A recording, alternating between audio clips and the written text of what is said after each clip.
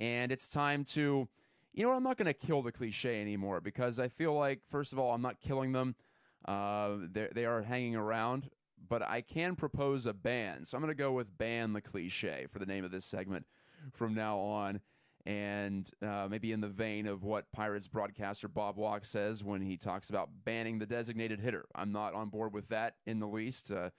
I think that DH could be a quality concept for both leagues, national and American, but be that as it may, that's neither here nor there. The cliche that I'm hoping to ban this week is war of attrition. And I mentioned war metaphors falling out of sports somewhat, I think, particularly since 9/11.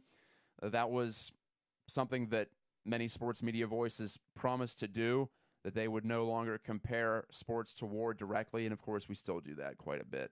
And it's, in some cases, unavoidable, especially in some of the more physical sports. I mentioned football, but hockey among them too.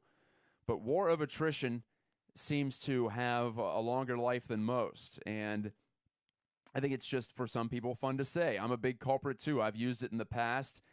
And attrition as a concept just means that things wear down over time. World War I was called a war of attrition because you just had all this manpower out there for both sides in the European theater.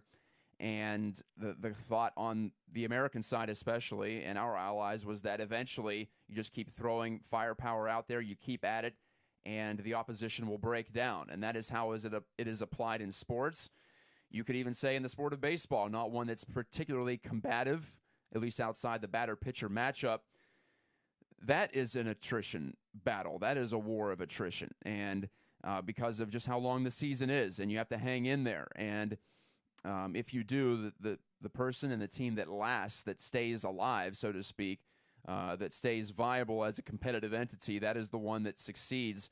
And that is particularly the definition. That is essentially the definition of attrition. But we can use the word attrition without putting war in front of it. And this is a case where you hardly ever hear the word attrition without war of in front of it. So that is the cliche that I will attempt to ban this week. It's two needless words at the front.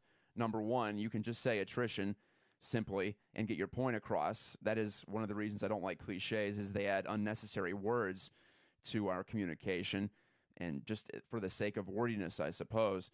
But also the comparison to real war is the main reason why I propose to ban this cliche. So war of attrition, put that one on the list as one of many that I'm attempting to put out of use. And I'll let you know when I have my first success. But I do enjoy railing about it here on this program on Gikes Got Game. We'll be back for the final segment in just a moment. Overtime coming up here on the River's Edge.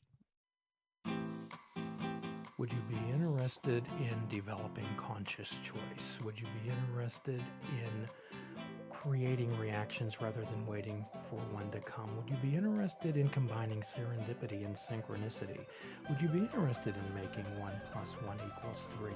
Would you be interested in finding out about full impact mindfulness? If so, I challenge you to join myself, Jim Ellermeyer, a cognitive behavioral health therapist, every Sunday morning at 7 a.m. on the River's Edge, where we will challenge you to allow us to help you help yourself to fully participate in your life.